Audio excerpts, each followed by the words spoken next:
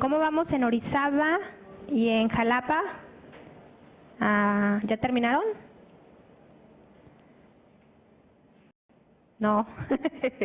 Bueno, 2 minutos más, porque aquí en Veracruz creo que ya terminaron.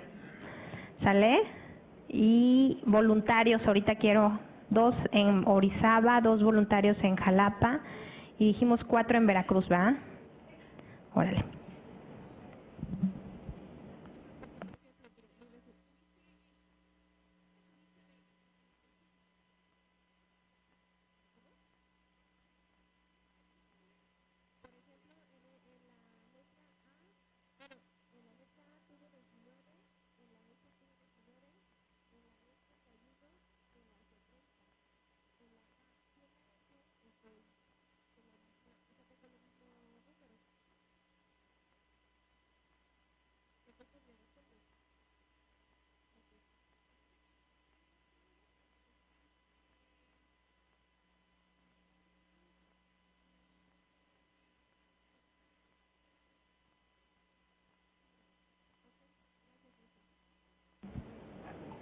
Un aviso a todas las regiones.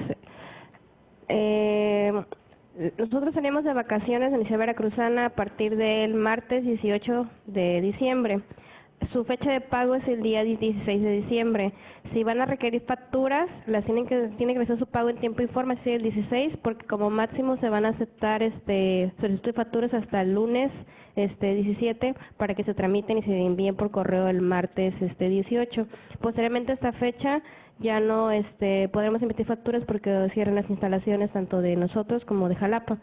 Eso es para que si van a requerir sus facturas prevean esta situación.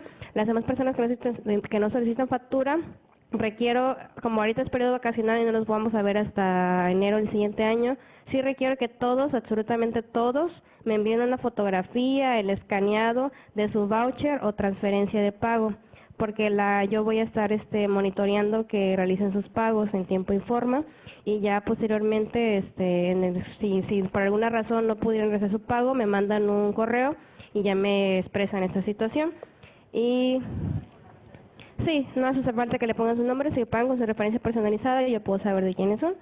Igual otro dato que creo que no se acuerdan, pero les dije que cuando egresaran de este diplomado, bueno, de este curso, las personas que trabajan en empresas se les va a emitir un DC3, solamente las personas que trabajan en empresas, porque así lo solicita la Secretaría de Trabajo y Previsión Social.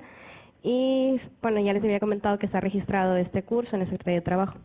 Igualmente, yo sí tengo los datos de los requisitos que piden en la Secretaría para registrarse como agente capacitador externo, se los voy a subir al Dropbox. Son de este año, yo también me acabo de registrar hace como unos 3 meses, a lo mucho. Entonces ahí viene, pues sí, detallado. Me lo mandaron de México y ahí viene. Y no sé si tengan alguna duda en cuanto a lo que informé. Todo ya está en el Dropbox y ya se les envía su correo.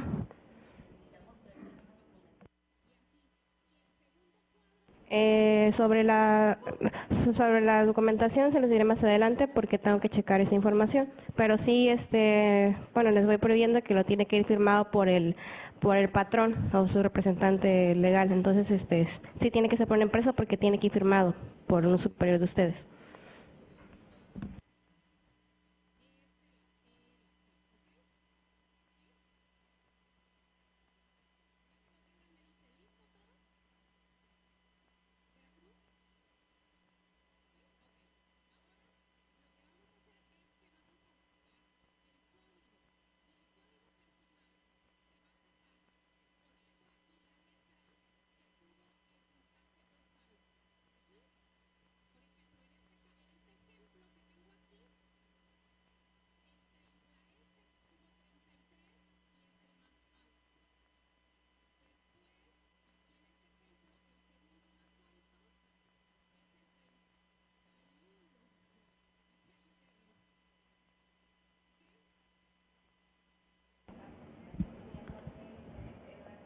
Bueno, ahora sí ya, yo creo que concluimos lo que avanzamos para que empecemos a participar y continuemos con esa regla que pusimos al inicio de compartir el conocimiento. Ahora les toca a ustedes compartir un poco de lo que ya conocen. Invito a que alcen la mano 2 personas en Jalapa Empezamos con Jalapa, ¿les parece?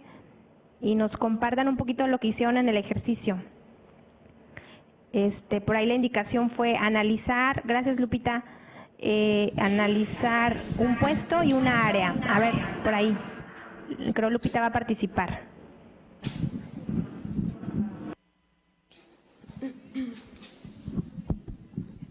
Buenas noches. A ver, yo lo traje en mi celular apuntado. De fecha, bueno, puse la fecha del día de hoy, 7 de diciembre de 2018. Responsable, bueno, mi nombre. Área, puse bodega de carga y descarga. Puesto de trabajo, montacarguista. Escogí porque habías comentado hace ratito sobre que manejo la norma 006, y sí manejamos montacargas. De equipo de protección personal tenemos casco, chaleco con antirreflejantes y calzado de seguridad. En algún momento, bueno, ellos no realizan cargas manuales, solamente con los montacargas y con patines. Entonces realmente no, ellos no utilizan, en el caso de las cargas manuales, no utilizan fajas. Actividad que desarrolla, bueno, yo lo puse un poquito escueto, pero lo puse. Actividad que desarrolla carga y descarga de mercancía con maquinaria, especifique que es montacargas. Actividades desarrolladas, carga de mercancía donde se traslada del área correspondiente para el acomodo de las materias, lo que quiere decir que, bueno, hacen recepción de mercancía, la transportan, suben dependiendo a los racks, y hacen acomodo de ellas, lo dividen por tipos de mercancías, etcétera.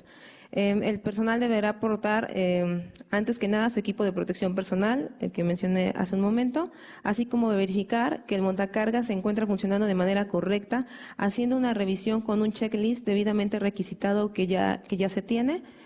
Una vez revisado el montacargas, procederá a usar con velocidad moderada a no más de 10 kilómetros por hora en sus traslados, así como llevar la mercancía con las cuchillas abajo. Abajo hago referencia a que nunca queden ni a la mitad ni hasta arriba, ya que pueden cubrir la visibilidad del conductor y, bueno, tener un accidente, aparte de que el montacargas no puede llevar la cuchilla a la mitad tampoco, porque pudiera pegar con algo, vaya, no está permitido. Ahí me perdí. Así como llevar las cuchillas abajo para evitar la visión del encargado al transportarla. También deberá corroborar que el peso de la carga no rebase los límites permitidos. Los montacargas tienen a un costado cuántos pueden cargar máximo. Y, bueno, el tipo de riesgo, solo puse muy pocos, pero bueno, hay más. Choques con los racks por altas velocidades, que sí nos ha pasado. Y, bueno, pero nunca ha pasado más allá de que se caiga un rack o que haya un accidente más allá o fuerte, ¿no? Pero sí ha pasado que de repente llegan a pegar con las esquinas de los racks. Señorita, disculpa, ¿podrías volver a repetir? Lo que pasa que se cayó la llamada y no escuchamos tu participación. Perdón. ¿Nada? No, nada. Ok. ¿Ya iba a terminar? Ok, va de nuevo. De fecha le puse 7 de diciembre. De responsable, bueno, puse mi nombre. Bueno, responsable de la elaboración del estudio. Área, bodega de carga y descarga, puesto de trabajo, montacarguista. Les había comentado hace un momento que, bueno, la licenciada Verónica comentó que en mi centro de trabajo se utiliza la norma 006 y, bueno, para contextualizaros un poquito más, sí usamos montacargas, aparte de hacer también carga manual.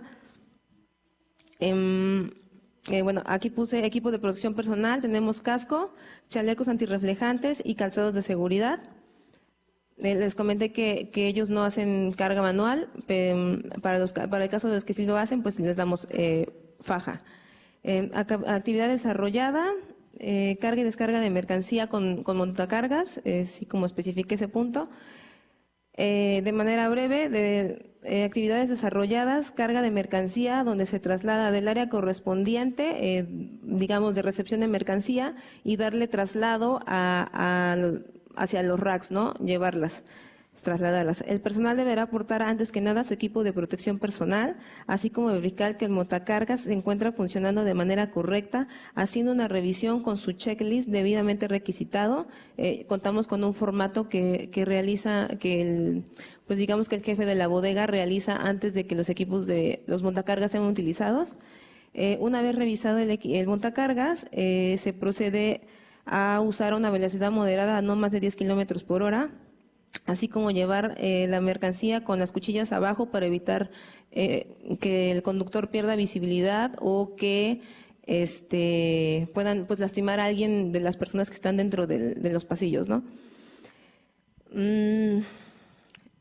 Deberá corroborar que el peso de la carga no rebase los límites permitidos del montacargas. Los montacargas tienen a un costado cuántos kilogramos pueden cargar máximo. Entonces no tienen permitido rebasar esa carga, por lo contrario, pues el montacargas sería como de frente, ¿no?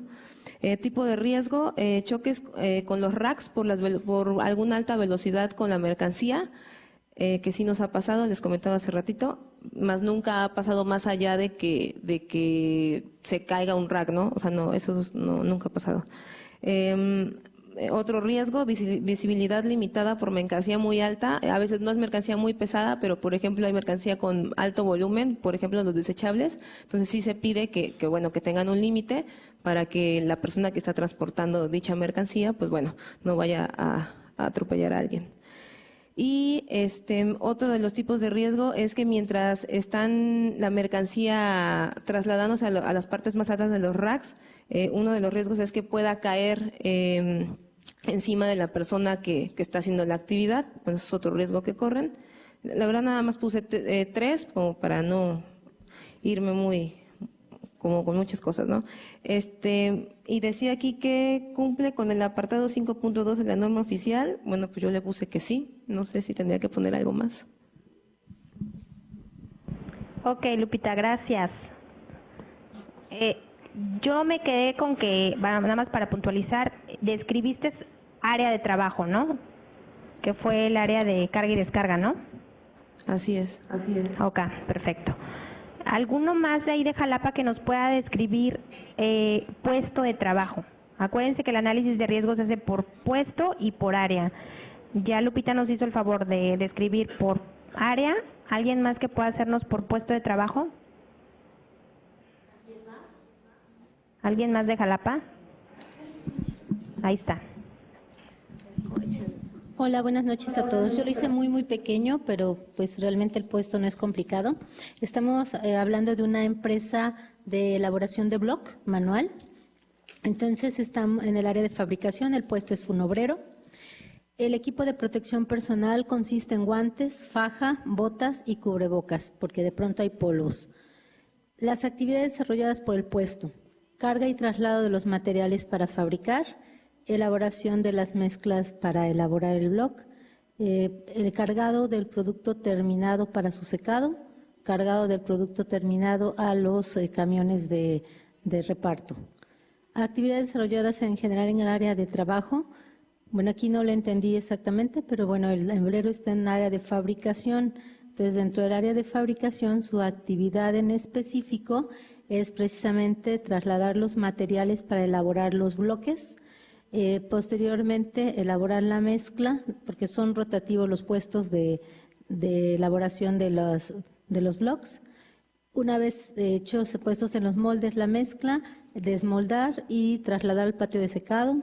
Una vez secado, cargar en su caso a los vehículos de traslado. Los riesgos por actividad y por región anatómica. Los riesgos son lastimaduras de manos como golpes, machucones, lastimadas en tendones y columna por cuestiones de la carga. Y si cumple con el apartado de la norma 5.2, le puse que sí. Eso es lo que incluye el análisis del puesto. Gracias. A ver los ejemplos de Orizaba.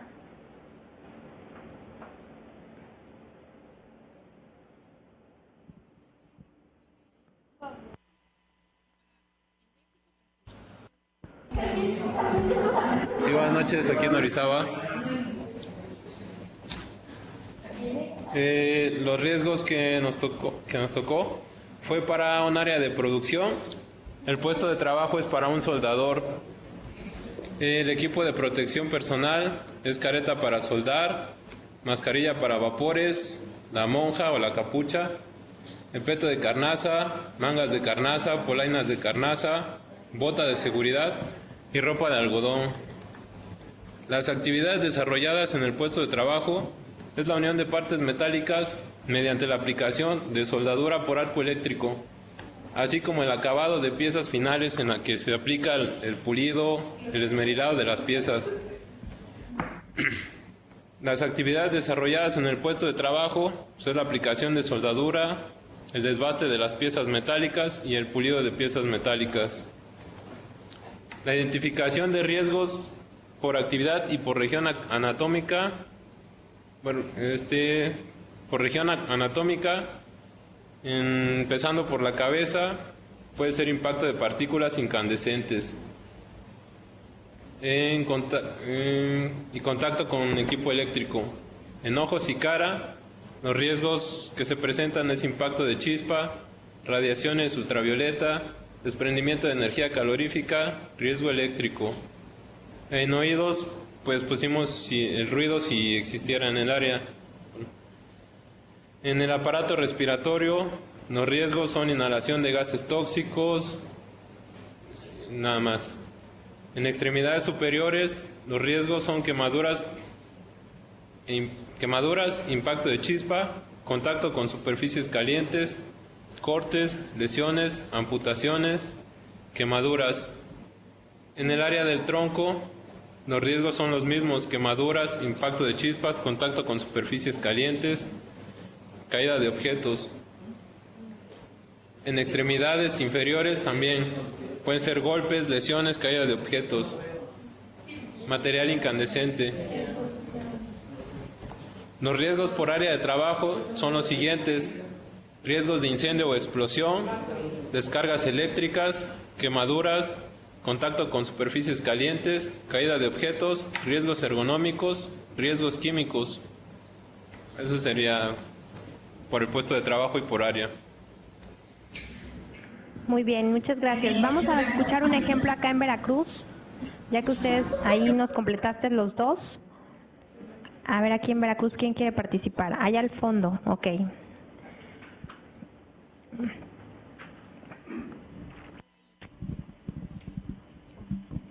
Bien, mi ejemplo es en una terminal de almacenamiento y reparto de petróleos mexicanos, reparto de gasolinas y combustibles. El puesto es el jefe de operación. ¿Cuál es la función de la terminal en ese puesto? ¿Sí? Y los riesgos a los que está expuesto. Bueno, es el recibo, almacenamiento y despacho de gasolinas. ¿Qué riesgos tiene? Derrame de producto, quemaduras por sustancias químicas, intoxicación por vapores, machucones, resbalones, caídas a nivel de piso, caídas de 0 a 12 metros. Medidas de atender ese tipo de accidentes o incidentes. El equipo de protección personal, que consiste en ropa de algodón, casco con barboquejo. Aquí el comentario que usted hacía de que venga regulado, ¿verdad?, por la ANSI o por alguna, ¿sí? Gogles, exactamente.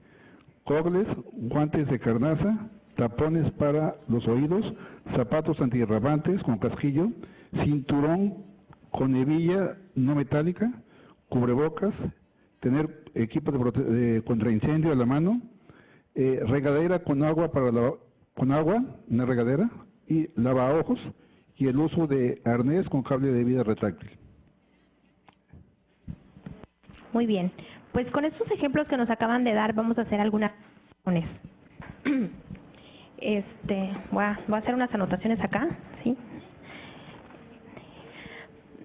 Solamente para puntualizar el análisis de riesgo, ahí tienen en el ejercicio las características generales que debe de tener el análisis, pero yo les voy a decir, todavía se los voy a complicar un poquito más.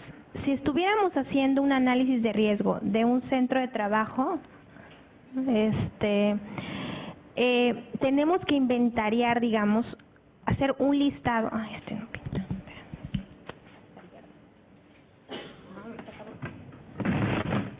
El manual del buen capacitador dice que no me tengo que atravesar. Estamos, no sé, inventariando una empresa, ¿no? VSADCB, ¿no? VSADCB, datos generales de la empresa, su nombre, su domicilio. Eso es muy importante porque aunque no es un dato obligatorio, nos da una referencia cuando se trata de empresas que tienen más sucursales, que el documento que nos están exhibiendo es el del lugar que estamos viendo, porque en la UV tiene pues en todos lados, ya vimos, Orizaba, Jalapa, entonces que se refiere a la zona que es, ¿no? Entonces, razón social, domicilio, yo le agregaría RFC, registro patronal, actividad real de la empresa y hasta incluso total de trabajadores al documento, ¿no? Y documento lo vamos a denominar, como ya dijimos, análisis de riesgo a los que está expuesto el trabajador por equipo de protección personal, ¿no? Entonces, para que sea un estudio correcto conforme a la norma ahí nos da una opción, nos maneja una tabla A1 para poder desarrollarlo, pero es concretamente lo que ustedes hicieron. Vamos a inventariar, nos dice que el análisis tiene que ser por puesto y por área. Es decir, si estamos hablando de una empresa muy grande, tenemos que hablar de todos los puestos, desde el gerente, el administrativo. Si habláramos, no sé, voy a hablar de Molinos Azteca, ¿no? Maseca, aquí en Veracruz. Tenemos un gerente, un personal administrativo, tenemos un médico, por ejemplo, tenemos estibador, ¿qué más? Recepcionista, montacarguista,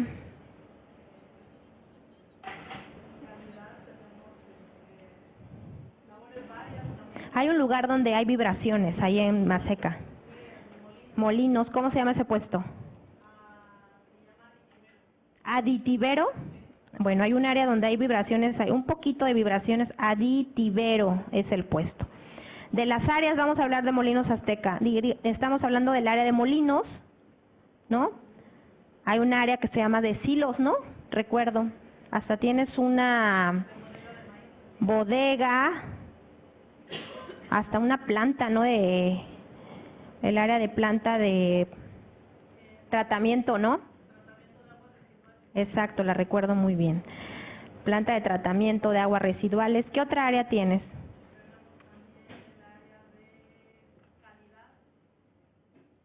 Calidad. ¿Tienes algún laboratorio? Ah, ok. Calidad, que es lo mismo que laboratorio. Y hay oficinas, ¿no?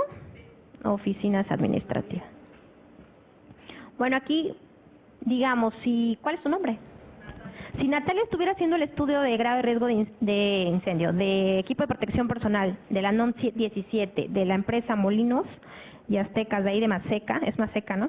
Más conocido como Maseca, tendría que describir todos los puestos de trabajo que están acá, por ejemplo, ¿no? Una vez que describió todos los puestos, como ya hicimos aquí el ejercicio, primero nombrarlos y luego describirme, Natalia, cada uno de lo que hace, las actividades que hace cada uno de ellos. Sería por puesto, vamos a empezar por puesto. Describo actividades.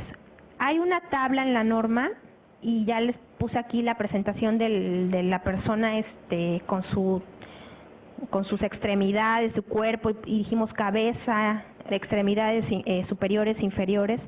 Hay una guía ahí en la norma que nos da la opción de que vamos a decir, por ejemplo, el gerente, por las actividades que hace, que son netamente administrativas, ¿podrá ser golpeado en la cabeza por algo?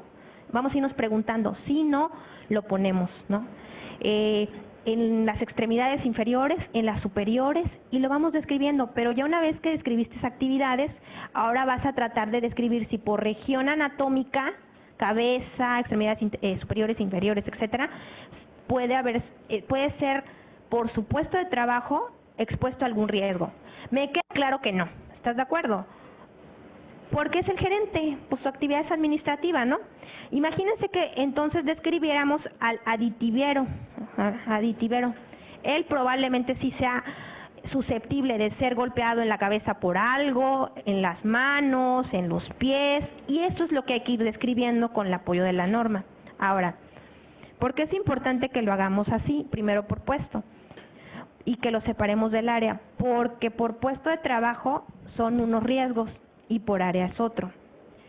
Ejemplo, si el gerente describimos actividades, que hace actividades administrativas, él por supuesto no tiene, digamos, EPP no le aplica.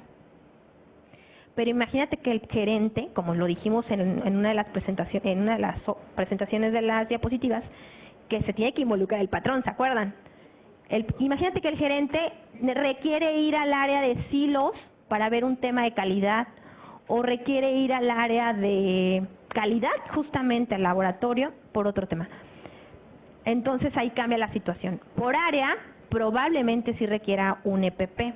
Por eso es importante que hagamos una separación aquí, para que no haya esa confusión, porque yo vi que lo hicieron muy atinadamente, pero yo quiero puntualizar que lo tienes que hacer aparte, primero por puesto y luego por área. Y por área empiezas a describir.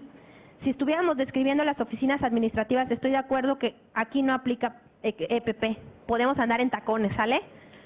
Pero si yo me voy a mover al área de bodegas, silos, etcétera, quizás esas áreas sí tengan riesgos. ¿Cuáles? Los que ya empezaron a describir. Entonces, por eso es importante en un análisis de riesgo, para que cumpla con la norma, hacer por puesto y por área. Porque quizás yo como gerente de la empresa, por puesto no me aplique ningún equipo. Pero si yo me tengo que mover a una zona, a esa zona yo tengo que usar a lo mejor un tapón auditivo, una concha, un zapato de seguridad, ropa de trabajo, etcétera, ¿no? Más en este tipo de empresas que manejan cuestiones también de alimenticias, ¿no? Ahí está una aduana, ¿no? Para cruzarse la zona.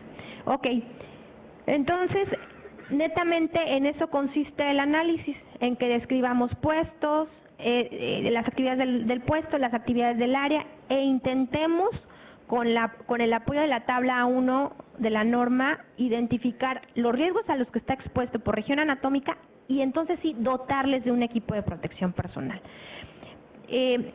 Aquí señalarles que para mí es muy importante por ello que gente de la empresa, gente que está involucrada en el tema y que conozca, sean realmente los que puedan hacer este documento, porque si no, entonces podemos cometer muchos errores de dotar de un EPP que no sea adecuado para el trabajador. Sí, ya nos vamos. Sí, ok.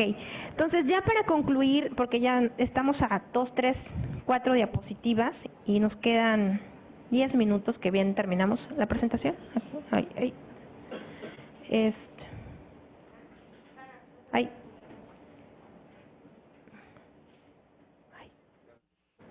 Ay, disculpen la letra, que ahorita que ya la veo en la pantalla ya digo, ay, no se entiende.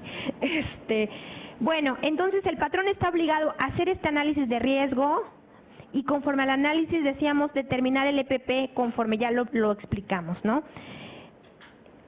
Ya una vez que hizo el análisis de riesgo y determina cuál es el equipo de protección personal, entonces tiene que dotarle el equipo de protección personal. Aquí está otra de las obligaciones: proporcionar a los trabajadores el EPP que cumpla con ciertas condiciones. 1, no se trata más venir y señalar, usar bota de seguridad, y a lo mejor calza del 3 y le das del 4, ¿no? Porque dice la norma, tiene que atenuar el riesgo, debe ser acorde a las características físicas de los trabajadores y ser de uso personal.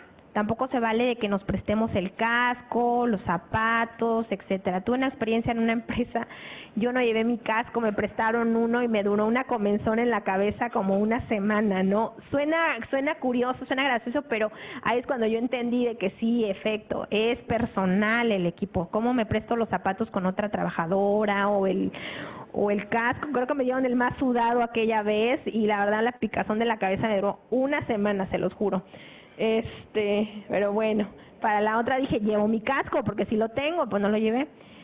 Una vez que ya hicimos el análisis, lo que yo les decía, hay que comunicar a los trabajadores esos riesgos a los que están expuestos, porque de nada nos sirve quedarnos con el documento guardado para nada más mostrárselo al inspector o a la autoridad. Hay que decirles qué riesgos está expuesto? Caída, golpes, ya lo señalaron, quemaduras, cortaduras, atrapamientos, Maestra, en Jalapa. caídas de altura, ¿no? ¿En Jalapa? Y decirles, perdón, ¿qué pasó? Una duda. Sí, bueno, a ver, ahorita estamos analizando la norma de la 017, pero estoy viendo que hay una actualización ya entró está como proyecto ahorita en enero del 18, perdón, entraría, se supone que en vigencia o en vigor ya a partir de enero del 19. ¿En cuál nos basamos?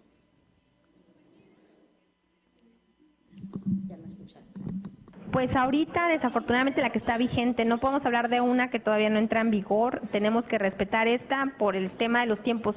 Y es algo que también les quería comentar, es muy desafortunado, pero al final por el crecimiento del tema, qué bueno, ¿no? Porque apenas estamos aprendiendo una norma y ya cambia. Entonces ya todo lo que aprendimos es volver a cambiar el chip y decir, ya ahora no tengo que pensar así, tengo que pensar como, ¿no?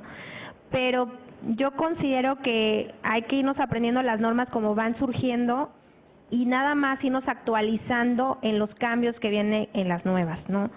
De alguna manera, ahorita la que está vigente es esta y es a la que estamos obligados a hablar, ¿no? De hecho, pasó cuando se modificó la que entró 3 años después, que fue la 18, ¿no? Teníamos que seguir hablando de la 18 que estaba vigente y podíamos aludir a la nueva, pero todavía no entraba en vigor hasta 3 años después. Entonces, allá en el 2015, pues teníamos que seguir hablando de la anterior, porque era la que estaba vigente en 2015, iba a estar vigente en el 2016 y en el 2017. Entonces, ahorita sería quedarnos con esta y a mí, si me lo permiten, podríamos reflexionar sobre el proyecto de la norma en la clase siguiente, como para poder completar o criticar o comparar cuáles son las modificaciones que van a haber, porque al final es proyecto. Podríamos reflexionar en torno a lo que viene de nuevo, ¿no? Como hicimos ahorita con la anterior, que esta nos pide ya certificación del equipo, antes nos pedía garantía. Podríamos hacer ese ejercicio, ojalá, si me lo permite, en la siguiente clase. Yo les traigo los puntos más importantes de la nueva y lo platicamos, pero con la idea de que es proyecto, ¿no? No es, hasta que sea real ya podríamos decir que es la que tenemos que aplicar, porque luego pasa como la 34, que es la que vamos a hablar el próximo fin, que estuvo en proyecto muchos años, 2016, 2017 y apenas ahorita en 2018 ya la aprobaron como norma. Entonces, no podemos tampoco hablar mucho de algo que es incierto todavía, si me lo permiten. ¿Están de acuerdo? ¿Jalapa? Sí. Ok. De acuerdo. Bien. Muy bien. Bueno, decíamos, otra de las obligaciones del patrón es comunicar al contratista los riesgos y las reglas de seguridad, ya lo dijimos. Si tenemos ya identificado cuáles son los riesgos a los que estamos puestos por áreas y va a ingresar gente de contratistas, pues lo idóneo es que le demos la información a los contratistas, a la gente que nos visita. Ahí están, estas áreas identificamos estos riesgos, ahora sí, pues atento, ¿no? Y en las áreas tales hay que usar el equipo en estas condiciones porque así lo marca el análisis, ¿no? Entonces no tampoco es para guardarlo, es para mostrarlo al contratista también, a los trabajadores. Obviamente los contratistas deben dar seguimiento a sus trabajadores para que porten ese equipo de protección y cumplan con las condiciones de la norma. Ahí decíamos en el procedimiento de la evaluación de la conformidad, el PET que les decía, una manera de comprobar documentalmente esta información nos da la opción que puede hacer a través de videos, cartelones, trípticos, boletines, entre otros, ¿no? A veces hasta un contrato de prestación de servicios entre las contratistas y la principal vale de que le diste a conocer la información, si hay una cláusula ahí, ¿no? Además de que ya le analizas el riesgo, le proporcionas el equipo, ahora es importante capacitarle, les decía yo, sobre el uso del equipo, sobre cómo revisarlo, limpiarlo, mantenerlo, resguardarlo, solicitar la reposición del mismo cuando ya no los proteja o se haya desgastado, e incluso desecharlo cuando se trata de que tenga contacto con sustancias químicas. O sea, tenemos que informar al trabajador sobre cómo hacer uso de ese equipo y dónde resguardarlo, etcétera, ¿no? Porque también si no lo sabemos usar, de nada nos sirve. Luego hay veces que vamos a los centros y en vez agarran el casco como cachucha, ¿no? O como gorra, se lo voltean o no, o el mismo arnés del que habló el compañero, ¿no? No lo saben utilizar, ¿no? Entonces es importante que vaya acompañado todo esto también de la capacitación. Obviamente supervisar durante la jornada de trabajo que se porte ese equipo de protección personal básico, tengamos ahí evidencias de que pues ahí el supervisor de seguridad se da la vuelta, ¿no? De que realmente la gente está utilizando sus tapones, sus guantes, etcétera. La forma en que el patrón le llega la información sobre esta obligación y funciones asignadas a ciertos trabajadores como supervisores, jefes de seguridad u otro puesto similar. Puede ser una comprobación, ahí dice física, o puede ser documental.